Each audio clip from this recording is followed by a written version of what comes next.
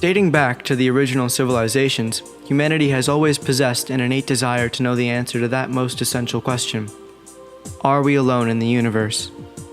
A group of scientists have set out to study underwater microbes on Earth that would be identical to those we might find 20,000 leagues under an extraterrestrial sea. They are searching for alien life in our own backyard.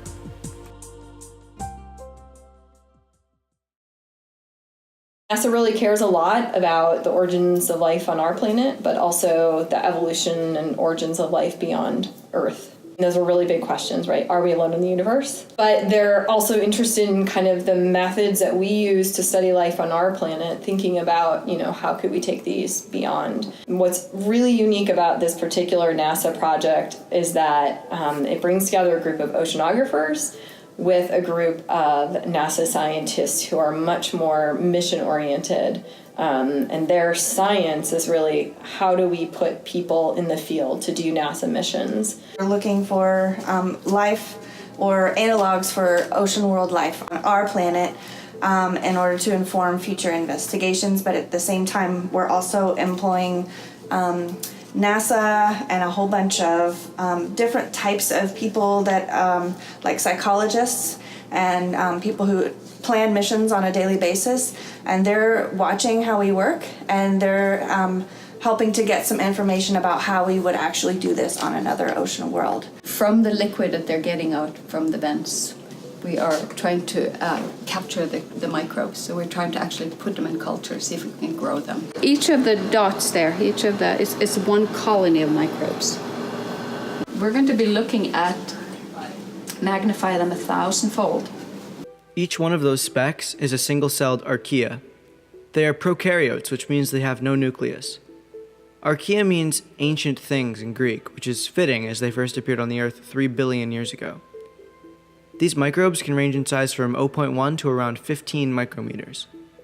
The ones in view were sourced from an underwater vent off of the coast of Hawaii, and are perhaps identical to what we might expect to see on an alien ocean world. We kind of have the lab split up depending on what people are working on. So if we go to this end, this is kind of the cultivation end of the lab. And when I say cultivate, I mean grow. So we're trying to actually grow the microbes from the deep sea in our laboratory, which is really hard. We went to an underwater volcano off the coast of Hawaii.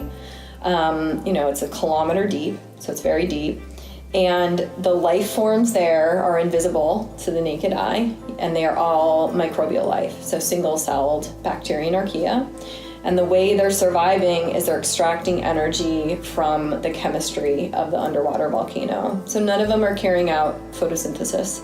And we think those types of environments where microbes are just surviving on energy from water-rock reactions are analogous to what we're going to find on other ocean worlds. Hopefully we can inform NASA for these future missions and help them to discover new life. These scientists also offered insight into the affair of education.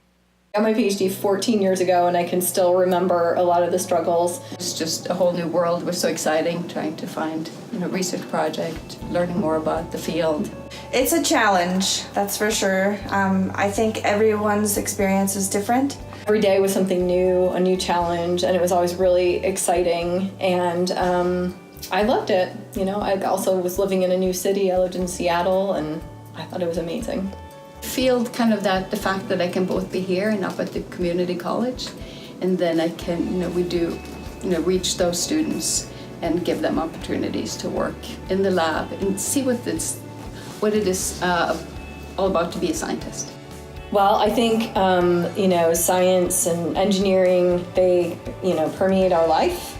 And so, there's the type of science that you're seeing in this movie. We're in a lab or we're in the field. It's only, one example of how you can contribute to the scientific process. Whatever you're interested in, and then look on the website and find a few people and just email them and call them and ask them about, like, if I could, come to your lab someday, or just reach out to people, and I think that's the best thing to do.